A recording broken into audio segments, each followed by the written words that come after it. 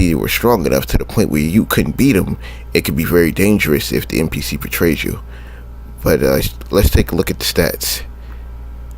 Now these are the character stats, but the NPC also has these stats, and you can look at them if you go here, I believe. The NPC isn't registered, but these are the stats. Hold on. Let me go into the character for a more in-depth look at them. You have your vital stats, your character level, experience, agility, constitution, willpower, magic, speed, personality, strength, intelligence. Your ability points is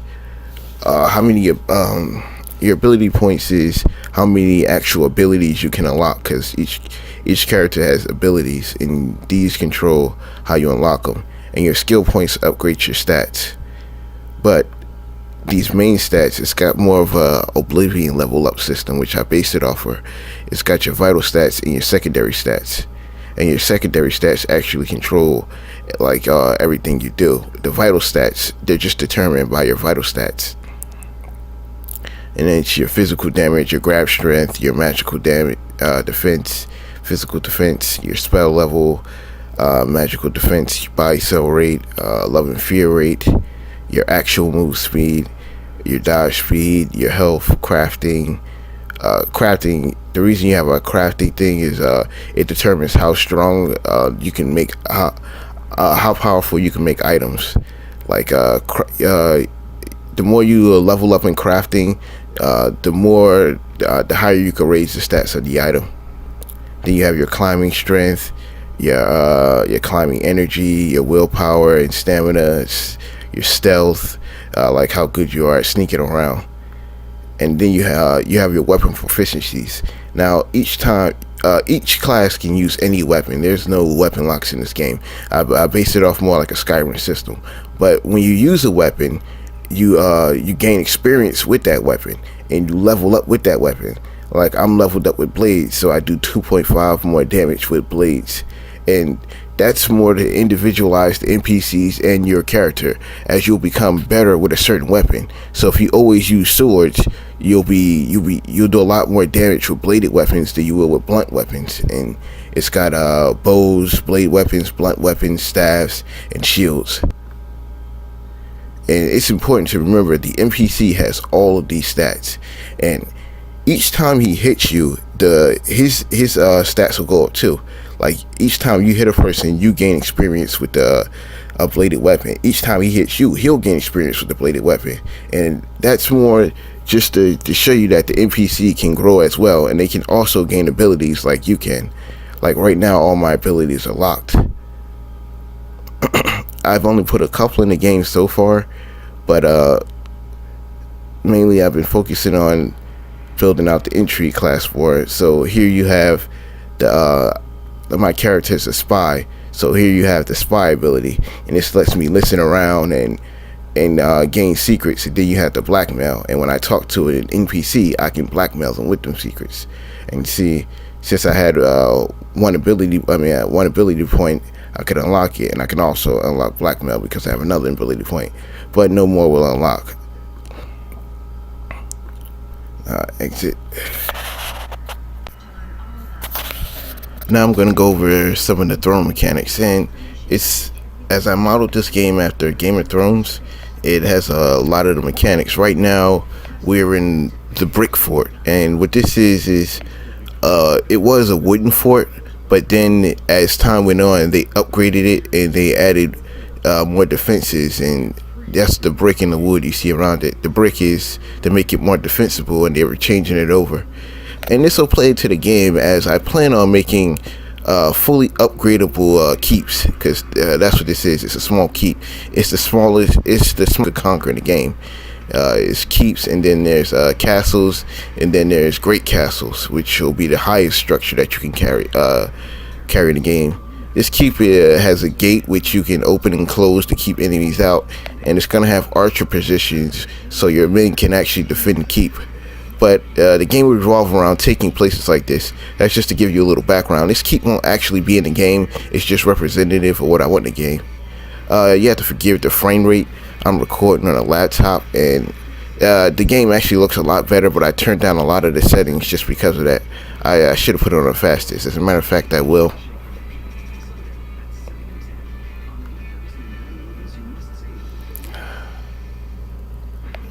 Quality. Hold on a second.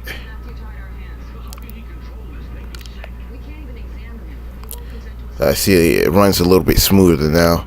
Well, yeah. That's another reason I'll get rid of this castle, because it has a lot of polygons, and I could just make it better. And I don't really like the way this looks. I like the way it looks, but it doesn't fit in with how the game is going to look. This character is also not going to be in the game. It's just for testing purposes.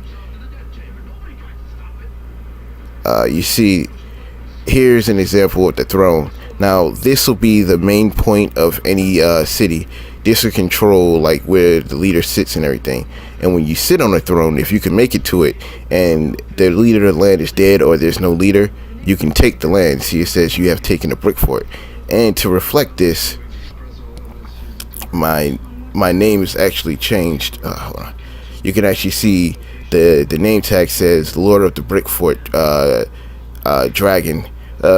It should say more like the name and stuff, but I have to fix that. And underneath, just to give you a little information, that's the armor bar, and the health is under that. And then under that is the willpower bar, which is the blue one. The silver one is the armor bar, and you can't see the health bar right now because it's underneath. You have to strip away the armor to get to the health. But I'm gonna show that off later. I'm just showing off the throne mechanics right now. First, we have the laws. I haven't really put the laws in yet because I haven't really finished the game. Then the judge prisoners. If you have captured prisoners, they'll appeal here. How you capture a prisoner is you beat them in battle, and once their energy gets to, I think, below 10 point, down to 10 points, you can press G to grab them, and it'll take the prisoner hostage and automatically send them to your jail. And they'll appear on this list, and if you want to judge them, you just click on their name and judge them. I'm still working on the system right now. You can only take them prisoner, and it teleports them to your jail. Formally declare war. Okay, you see we have an enemy house in the game, another house. Now what we can do is we can attack them. I have soldiers that were automatically created when the game starts. Hold on, I'll show you. And I should have showed you while I was outside of the keep, but here's all my soldiers. Here's my house, and here's my house info, and it basically gives you all the members, all the knights, commanders, the lords, and the description of your house, how much money the house has, and everything. If you go here, you can see all the soldiers under my command. And right here it says Lord of the Brick Fort. That's me. That's my title, since I'm Lord of the Brick Fort. But hold on. When you formally attack a house, all of your soldiers will automatically attack and kill every one of their soldiers until you wipe out their house. Now, there are various gameplay reasons why you would do this or why you wouldn't do this. If you had a strong military, then you would obviously just attack them and you could wipe them out. But they could have always turned some of your soldiers, and this becomes really important later on, because a knight, you control your soldiers to a certain degree, but it's like any military, you rely on your knights to control them. Your knights are like your generals, and you rely on them to control it, your soldiers. And if one of them were to get turned, they can direct your soldiers to attack some of your people, or just not attack at all and stay out of the battle. Hold on. And here we have make treaties, and this is what I was talking about with the liar. He can manipulate these, but right now I've only got 3 options. And if a house attacks you and you just want to surrender, you want them to stop attacking, you can send them surrender. Or you can make a custom treaty where you say, I'll give you this amount of money, or I'll release this amount of hostages, and it's basically what you both agree to. And this is just the demand that a house surrender, or you'll kill all their members, and you send that to the enemy, and the enemy basically decides if they want to surrender or not. Only 2 of these options work right now. I'm still working on this one because there's a lot of stuff that goes into it. And then we have assigned titles. Now, each one of these people under my command, I can assign them any title, including my title, Lord of the Brick Fort. It's important to note that you can only hold 1 title at a time. Each character can only hold 1 title. So we have Jonathan here.